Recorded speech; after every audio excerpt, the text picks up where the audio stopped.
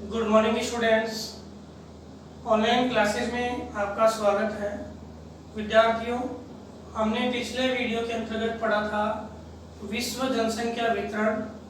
विश्व जनसंख्या वितरण के साथ साथ हमने विश्व जनसंख्या के वितरण को प्रभावित करने वाले कारक पढ़े थे।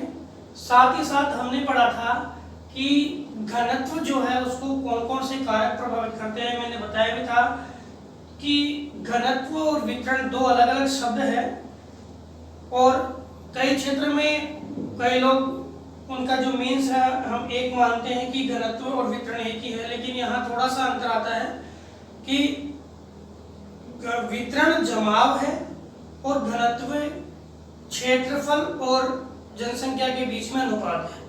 दो है, वितरण तो क्या है, जमाव है, और घनत्व है वो क्षेत्रफल और जनसंख्या के बीच में क्या अनुपात है। जहां जमाव ज्यादा है तो वहां घनत्व क्या होगा, ज्यादा।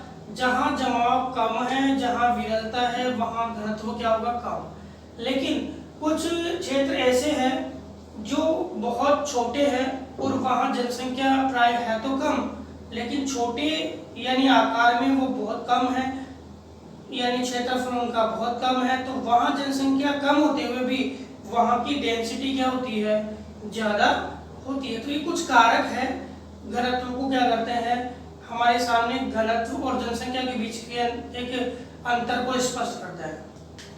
यहाँ हम बात कर रहे हैं इस वीडियो में जो हमारा टॉपिक है जिसकी हम चर्चा अभी कर रहे थे, जनसंख्या घनत्व, यानी कि एक इकाई क्षेत्रफल में निवास करने वाले लोगों की संख्या को क्या बोलते हैं, जनसंख्या घनत्व। यूं भी कह सकते हैं कि क्षेत्रफल और जनसंख्या के अनुपात को हम क्या कहते हैं, जनसंख्या घनत्व कहते हैं।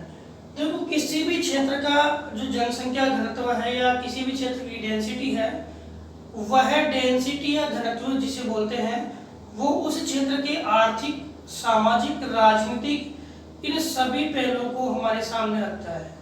अगर जमाव अच्छा है तो इसका मतलब वहाँ की संपन्नता अच्छी है। अगर जमाव वहाँ कम है तो हो सकता है वहाँ जो संपन्नता है, चाहे वो रिसोर्सेज की है, चाहे वहाँ के सोशलिटी की है, यानी सामाजिकता की है, सांस्कृतिकता की है। तो ये डिपेंड करता है कि लोग ज्यादा जहाँ रहेंगे इसका मतलब वहाँ अनुकूलता अधिक है, लोग कम है इसका मतलब वहाँ अनुकूलता नहीं पाई जाती है। तो घनत्व की हम बात करें कि विश्व में जो घनत्व है, यह समझ में आ गया कि घनत्व क्या होता है, एक इकाई क्षेत्रफल में निवास करने वाले लोगों की संख्या क्या कहलाएगा, घनत्व। इसको अनुपात के रूप में बांटते हैं। अब घनत्व जो है उसको हम विभिन्न प्रतिरूपों के माध्यम से, यानी हम घनत्व को अनेक रूपों के माध्यम से जान सकते हैं। तो घनत्व के प्रकारों को देखते हैं। सबसे पहले गणितीय प्रकार को देखते हैं। देखो विद्यार्थियों, यहाँ से जो प्रश्न है वो सीधा आता है घनत्व पद को परिभाषित कीजिए, आया हुआ है काफी बार। और पिछले दो वर्षों से अपने क्वेश्चन आ रहा है कि तो घनत्व की परिभाषा पूछ रहा है, प्लस आपको कुछ आंकड़े दे रहा है क्षेत्रफल के और जनसंख्या के, और पूछ रहा है इसमें घनत्व कितना है निकालिए। तो ये भी आ सकता है। तो पहला है गणितीय घनत्व। गणितीय घनत्व का मतलब अभी मैंने बताया कि एक इकाई क्षेत्रफल में अभी बताया जस्ट, जनसंख्या व क्षेत्रफल के अनुपात को क्या कहते हैं, जनसंख्या घनत्व। जनसंख्या व क्षेत्रफल के अनुपात को क्या कहते हैं, जनसंख्या घनत्व। और ये घनत्व का कौन सा रूप है, गणितीय रूप है। कौन सा है, गणितीय। फॉर्मूला है कुल जनसंख्या बटे क्षेत्रफल। देखो यहाँ से प्रश्न हम कर सकते हैं, प्रश्न आया हुआ भी है पिछले बोर्ड में कि जनसंख्या मान लो है 500 व्यक्ति और यहाँ क्षेत्रफल है 10 वर्ग किलोमीटर। कितना है? 10 वर्ग किलोमीटर और जनसंख्या कितनी है? 500 व्यक्ति। अब यहाँ पे घनत्व की बात करें तो 50 व्यक्ति प्रति वर्ग किलोमीटर। कितना है? 50 व्यक्ति प्रति वर्ग किलोमीटर। ये क्या हो गया? हमारा घनत्व। तो समझ में आ गया, गणितीय घनत्व का मतलब है जनसंख्या घनत्व का प्रतिरूप। एक इकाई क्षेत्रफल में जो जनसंख्या है उसके अनुपात को क्या बोलते हैं हम? क्षेत्रफल में जनसंख्या के अनुपात को, यानी जनसंख्या और क्षेत्रफल के अनुपात को क्या बोलते हैं? जनसंख्या घनत्व। समझ में आया? नेक्स्ट दूसरा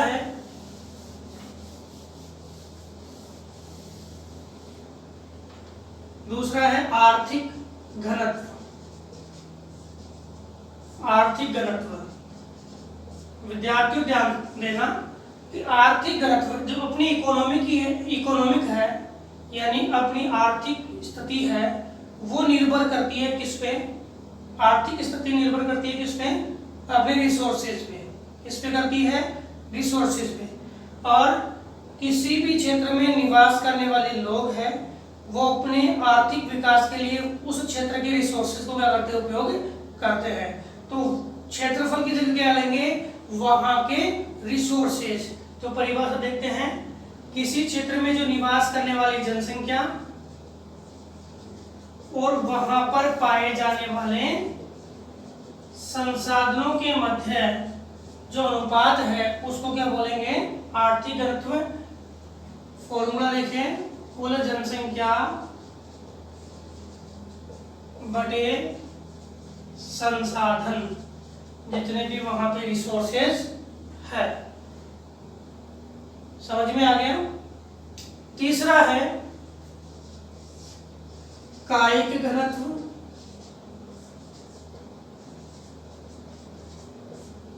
कायिक घनत्व क्या होता है कि हम जो हमारा क्षेत्र है वहां पे हम कृषि कार्य करते हैं।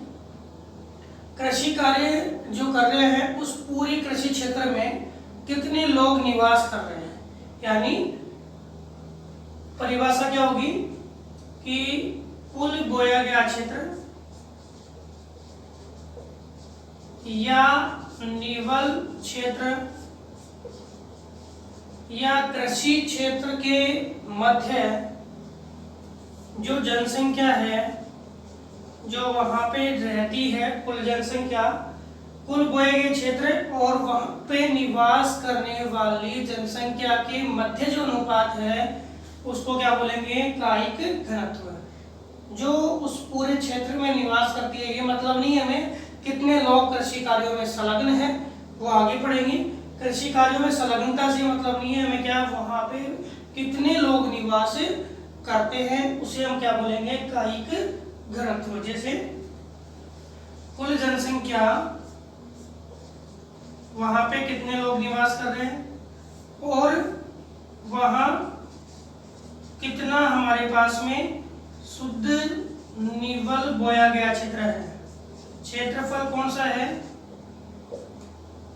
हमारे यहाँ कृषि का क्षेत्र, जहां पे हमने कृषि की है उस पे कितने लोग रह रहे हैं, वो क्या कहलाएगा? कायिक घनत्व। इसके बाद अगला है कृषि घनत्व। देखो, कायिक घनत्व और कृषि घनत्व में थोड़ा सा अंतर है। कायिक घनत्व तो था कि हमारे पास में मान लो कि 10 हेक्टेयर भूमि है और 50 लोग 10 हेक्टेयर भूमि में रह रहे हैं। 50 लोग 10 हेक्टेयर भूमि में रह रहे हैं। जैसे कायिक की बात करूं कि हमारे पास में 10 हेक्टेयर भूमि है और 50 लोग रह रहे हैं, तो हमारा घनत्व हो गया कितना? 5 व्यक्ति प्रति हेक्टेयर। ये हमारा क्या हो गया? घनत्व हो गया। लेकिन यहाँ अपोजिट है। यहाँ है कि जो कुल कृषि भूमि है, कुल कृषि भूमि, उस पे कौन सा? कृषक जनसंख्या और कृषि भूमि के अनुपात को क्या कहते हैं? कृषि घनत्व। यानी कृषि कार्यों में संलग्न जनसंख्या आएगी। क्या आएगी? कृषि कार्यों में संलग्न जनसंख्या और कुल कृषि भूमि के मध्य जो अनुपात है उसको हम क्या बोलते हैं? कृषि घनत्व। उसमें तो निवास करने वाले लोग हैं, 50 रहे तो 50, लेकिन यहाँ पे 50 नहीं आएगा, यहाँ पे आएगा कुल कृषक जनसंख्या या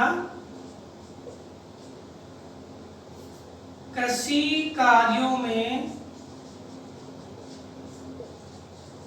संलग्न जनसंख्या बटा कुल निवल बोया गया क्षेत्र।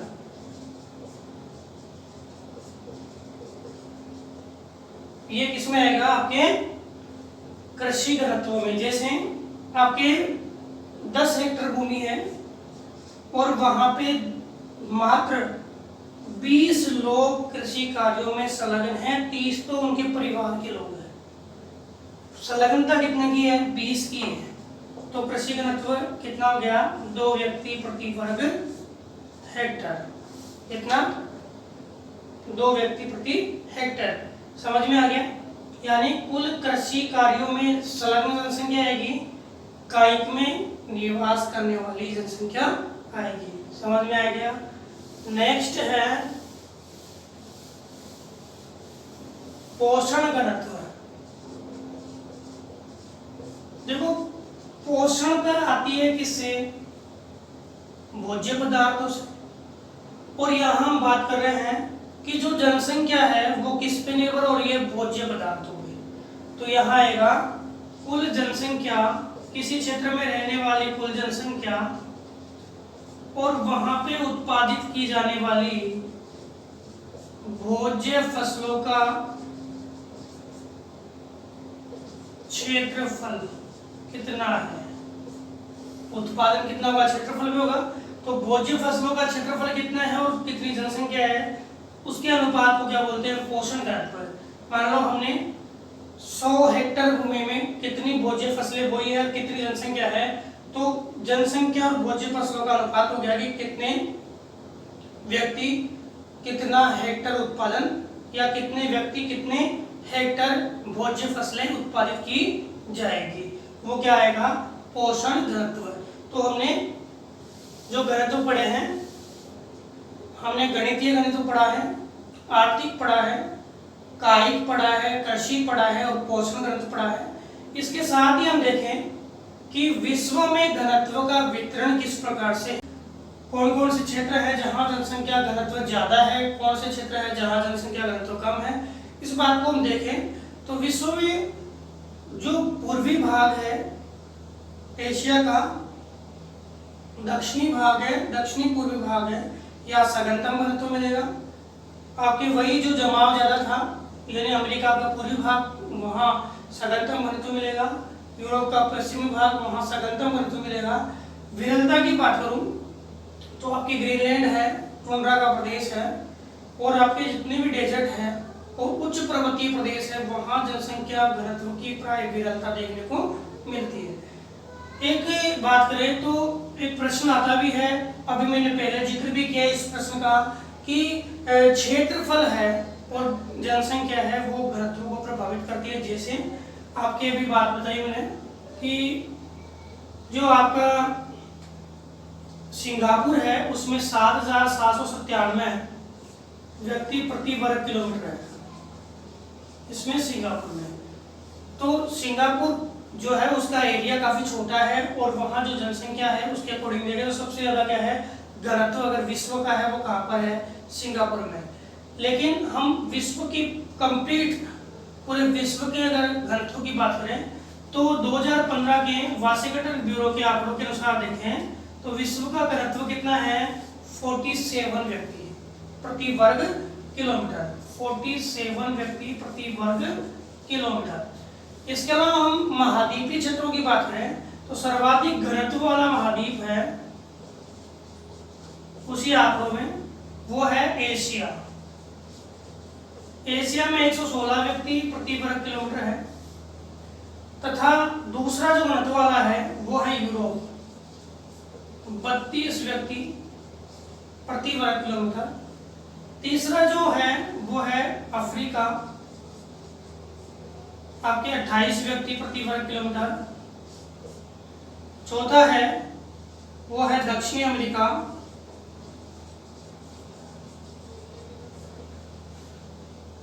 20 व्यक्ति प्रति वर्ग किलोमीटर। फिर है उत्तरी अमेरिका, 16 व्यक्ति प्रति वर्ग किलोमीटर। इसके बाद हम देखें सबसे कम घनत्व वाला और सबसे कम जनसंख्या वाला अगर महाद्वीप है वो कौन सा है, आपके ऑस्ट्रेलिया महाद्वीप है, जिसे हम ओशिनिया बोलते हैं। 3 व्यक्ति प्रति वर्ग किलोमीटर। कितना है? 3 व्यक्ति प्रति वर्ग किलोमीटर। ये आपके जनसंख्या घनत्व के आंकड़े हैं। इसके बाद हम देखें कि विश्व में कौन कौन से देश ऐसे हैं जहां सर्वाधिक जनसंख्या घनत्व है। तो हमारा पड़ोसी देश बांग्लादेश, जिसमें इसी जो है ब्यूरो के आंकड़ों के अनुसार 1088 व्यक्ति प्रति वर्ग किलोमीटर क्या है यहाँ पे घनत्व। बांग्लादेश के बाद जो बड़े जनसंख्या घनत्व वाले देश हैं उनमें दक्षिणी कोरिया, नीदरलैंड, रवांडा, ये अफ्रीका का है, और भारत। देखो भारत में 2011 के अनुसार जो घनत्व है वो 382 व्यक्ति प्रति वर्ग किलोमीटर है। कितना है? 382 व्यक्ति प्रति वर्ग किलोमीटर। और इस आंकड़ों के अनुसार देखें, ये 2013 के आंकड़े हैं। इसमें जो हमने देशों का घनत्व दिया है, इसके अंतर्गत भारत का जो घनत्व है वो 388 व्यक्ति प्रति वर्ग किलोमीटर है। कितना? 388 व्यक्ति प्रति वर्ग किलोमीटर है। तो इस प्रकार से देखें तो घनत्व जो है वो सभी प्रदेशों में एक जैसा नहीं है। तो विद्यार्थियों आगे हम अभी आपके विश्व में जो घनत्व का वितरण है उसको मानचित्र के माध्यम से देखते हैं। विश्व में घनत्व के वितरण को मानचित्र के माध्यम से देखते हैं। जनसंख्या घनत्व के प्रकार अभी हमने पढ़े। उसके बाद हम देखते हैं विश्व में जनसंख्या का वितरण क्या है। तो इसको पढ़ने से पहले मैं एक बात आपको बता देना चाहता हूँ कि विश्व के अंदर हमने जनसंख्या वितरण को पढ़ा था, यानी जनसंख्या के जमाव को पढ़ा था। सेम वही स्थिति आपकी जनसंख्या घनत्व की है। कहने का मतलब जहां जनसंख्या ज्यादा थी वहां जनसंख्या घनत्व क्या है? ज्यादा है, और जहां जनसंख्या कम थी वहां ऑलरेडी क्या जनसंख्या घनत्व कम है। यहाँ एक प्रॉब्लम क्या है कि विश्व के जो देश है, जो भी हमने पढ़े, विश्व के जो देश है जहां पर क्षेत्रफल कम है लेकिन क्षेत्रफल की तुलना में जनसंख्या ज्यादा है, तो वहां पे जनसंख्या घनत्व भी क्या होगा? ज्यादा। एक बार प्रश्न आता भी है कि जनसंख्या घनत्व जो है वो जनसंख्या और क्षेत्रफल के अनुपात पर निर्भर करता है, और क्षेत्रफल अगर मान लो क्या है कम है और जनसंख्या अपेक्षाकृत ज्यादा है तो वह घनत्व ज्यादा होगा। एक हम एग्जाम्पल के माध्यम से इसको समझ सकते हैं। जैसे मान लो एक प्रदेश है जिसका क्षेत्रफल है 100 वर्ग किलोमीटर, और दूसरा प्रदेश है जिसका क्षेत्रफल है 10 वर्ग किलोमीटर, और दोनों में जनसंख्या की बात करूं तो यहाँ भी जनसंख्या कितनी है? यहाँ जनसंख्या 100 व्यक्ति है, यहाँ भी जनसंख्या कितनी है? 100 व्यक्ति। तो यहाँ हम बात करें तो क्षेत्रफल बटा आपकी जनसंख्या बटा क्षेत्रफल है, तो यहाँ हमने किया तो 100 में 10 का और वहां 100 में 100 का, यहाँ तो क्या हो गया? 1 व्यक्ति, और यहाँ क्या हो गया? 10 व्यक्ति। तो इस प्रकार से एरिया छोटा जनसंख्या ज्यादा, तो यहाँ घनत्व ज्यादा हो रहा है, एरिया उसके बराबर का है। एरिया जो है एरिया कम है लेकिन जनसंख्या उसके बराबर की है, तो जनसंख्या बराबर की लेकिन एरिया अगर छोटा है तो घनत्व क्या होगा? ज्यादा होगा। अब हम देखते हैं कि विश्व में कौन कौन से एरियाज है जहां पे जनसंख्या घनत्व सर्वाधिक, कम, न्यूनतम, इस प्रकार से हमने विश्व जनसंख्या घनत्व को अध्ययन की दृष्टि से 5 भागों में बांटा है। पहला है 250 व्यक्ति से अधिक, 100 से 250, 10 से 100, 1 से 10 और 1। इसको हमने देखा अत्यधिक, अधिक, सामान्य, न्यून और अति न्यून। इस प्रकार से 5 भागों में बांटा है और हम इन 5 भागों का अध्ययन करेंगे।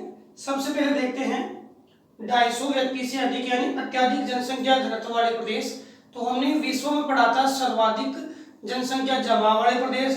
तो वहां पर देखें वही एरिया आपके आते हैं जो हमने पढ़े। एक तो विश्व में पहला एरिया पूर्वी जो आपका चीन है, पूर्वी चीन यानी हम बात करें एशिया की, तो एशिया का पूर्वी भाग, एशिया का पूर्वी भाग, एशिया का दक्षिणी भाग और एशिया का दक्षिणी पूर्वी भाग। ये 3 एरिया ऐसे हैं जहां पे जनसंख्या का सघनतम घनत्व देखने को मिलता है। देशों की बात करूं तो चीन है, जापान है, कोरिया है, इधर देखें तो बांग्लादेश है, भारत है, श्रीलंका है, आपके नेपाल है, पाकिस्तान है। ये प्रदेश है जहां पे जनसंख्या घनत्व सर्वाधिक है। यहाँ भी देश क्षेत्रों की बात में करूं तो चीन का पूर्वी भाग, भारत का तटवर्ती भाग, बांग्लादेश आ गया, नेपाल आ गया, ये क्षेत्र आ गए। अब दूसरा जो एरिया देखते हैं वो है वही उत्तरी पश्चिमी यूरोप। उत्तरी पश्चिमी यूरोप में आपके ग्रेट ब्रिटेन आ गया, इसके अलावा जर्मनी आ गया, फ्रांस आ गया, बेल्जियम आ गया। ये नीदरलैंड का भाग, बेल्जियम का भाग, फ्रांस का भाग, ये कौन सा है? उत्तरी पश्चिमी यूरोप के अंतर्गत। यहाँ जनसंख्या घनत्व क्या है? बहुत ही ज्यादा है। कितना? 250 से अधिक है। इसके बाद में अमेरिका की बात करूं तो उत्तरी अमेरिका है, उस उत्तरी अमेरिका का पूर्वी भाग यानी कनाडा का दक्षिणी पूर्वी और इसका उत्तरी पूर्वी भाग, जहां पे जनसंख्या घनत्व आपको ज्यादा देखने को मिलेगा। इसके अलावा भी जनसंख्या घनत्व ज्यादा है कहां पर? ये आपकी जो मिस्र वाला जो क्षेत्र है, मिस्र नील नदी वाला क्षेत्र है, वहां पे जनसंख्या घनत्व आपको ज्यादा देखने को मिलेगा। साथ ही साथ आपके जो एल साल्वाडोर वगैरह क्षेत्र है उनमें, और विश्व में हम अभी आपने पढ़ाई था कि जो छोटा सा देश है, क्या नाम है? सिंगापुर। 7,797 व्यक्ति प्रति वर्ग किलोमीटर में रहते हैं। वो भी मैंने बताया था कि क्षेत्रफल है पूर्ण रूप से क्या है? जनसंख्या घनत्व को प्रभावित करता है। दूसरा जो देखें 100 से 250 वाला, 100 से 250 में देखो हमने पढ़ा था वितरण में कि इसके समीपवर्ती भाग जितने भी है वहां पे जनसंख्या वितरण है वो सामान्य रूप से पाया जाता है, अत्यधिक और सामान्य। तो यहाँ पर भी इसके समीपवर्ती जितने भी भाग हैं उन भागों में जनसंख्या घनत्व आपका अधिक है, 100 से 250 है। इस क्षेत्र में देखें चीन का भाई जो भी सर्वाधिक घनत्व वाले प्रदेश है उसके सीमांत जो प्रदेश है वहां पे घनत्व आपको सर्वाधिक देखने को मिलेगा। या हम बात करें तो चीन का जो आपका मध्यवर्ती भाग है वहां पे घनत्व आपको मिलेगा, या चीन का जो सर्वाधिक घनत्व उसका सीमांत प्रदेश है यहाँ पे घनत्व आपको सर्वाधिक देखने को मिलेगा। भारत में बात करें तो भारत का मध्यवर्ती भाग आपको घनत्व सर्वाधिक देखने को मिलेगा। यूरोप की बात करें तो यूरोप में दक्षिणी पूर्वी और पूर्वी इन क्षेत्रों में घनत्व आपको आपके 100 से 250 तक देखने को मिलेगा।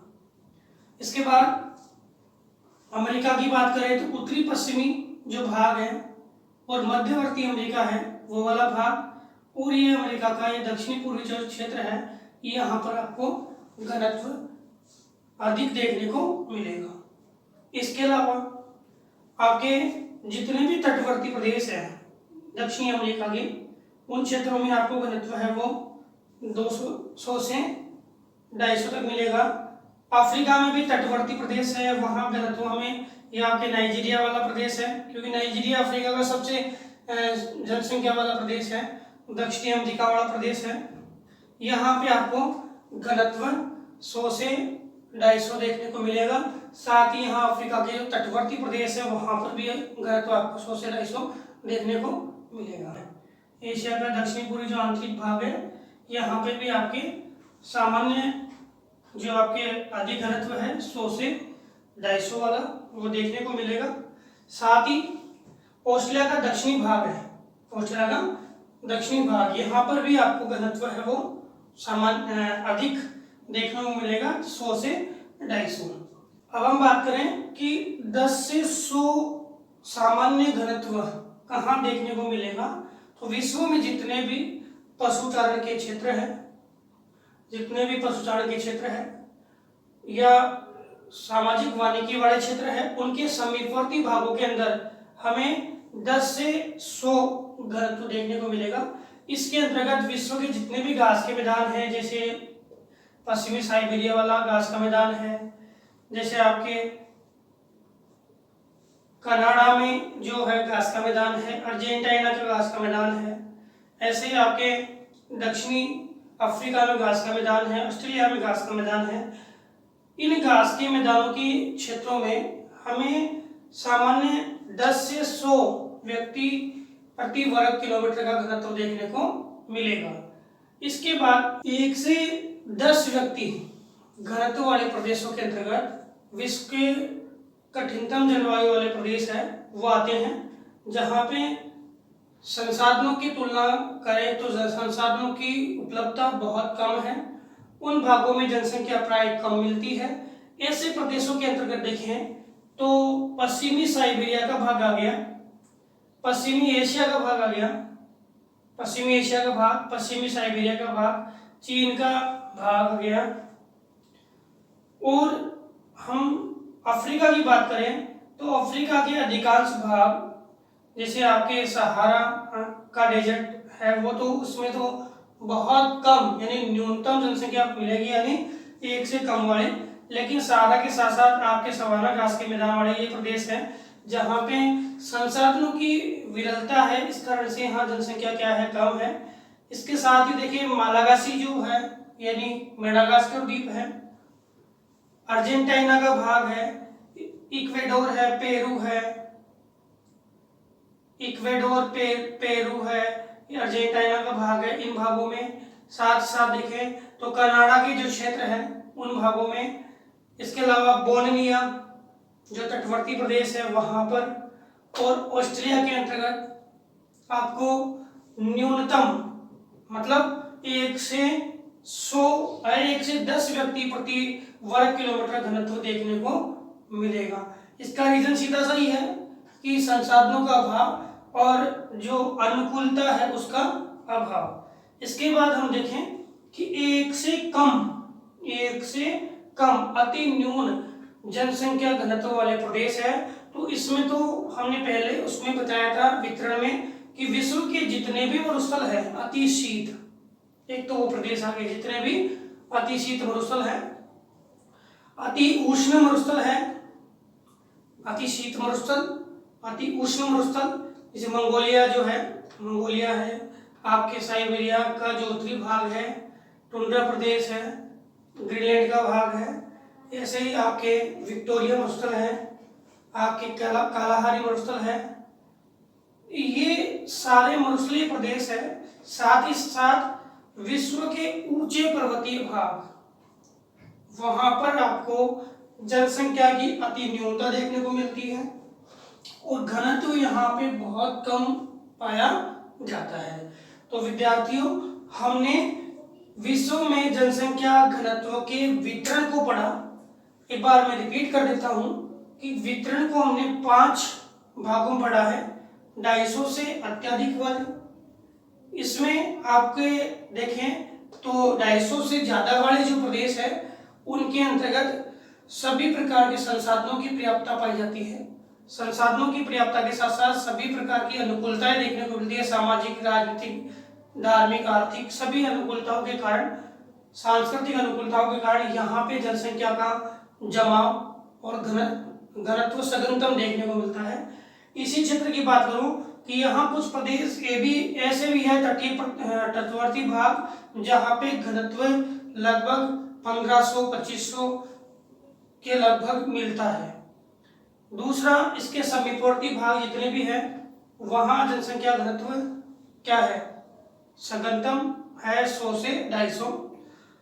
फिर 1 से 100 इसके जो भाग है इन क्षेत्रों के अंतर्गत जो चारागाह क्षेत्र है उनके समीपवर्ती भाग है, पश्चिमी एशिया वाला भाग है, ये आपके घास के मैदान कनाडा वाला है, तटवर्ती भाग है, और ये घास के मैदान है, यहाँ पे घास के मैदान है, ये सभी है जहाँ घास के मैदानों में पशुचारण व्यवस्था है, अनुकूलता है, इस कारण 1 से 100 घनत्व मिलता है। 1 से 10 वालों में ये सभी जो क्षेत्र है जो इन घास के मैदानों या न्यूनतम वाले क्षेत्रों के समीप है वहां पर आपके घनत्व कम मिलता है। 1 से कम वाले में अति शीत मरुस्थल, अति उष्ण मरुस्थल और विश्व के उच्च पर्वतीय प्रदेश ये आते हैं। तो विद्यार्थियों, आज हमने विश्व में जनसंख्या घनत्व क्या होता है, घनत्व के प्रकारों के बारे में, कौन कौन से एरिया है जहाँ पे घनत्व सर्वाधिक है, ये पढ़ा। अगले जो वीडियो के अंदर हम विश्व में जनसंख्या जो है उसकी वृद्धि और वृद्धि के कारणों को पढ़ेंगे। धन्यवाद।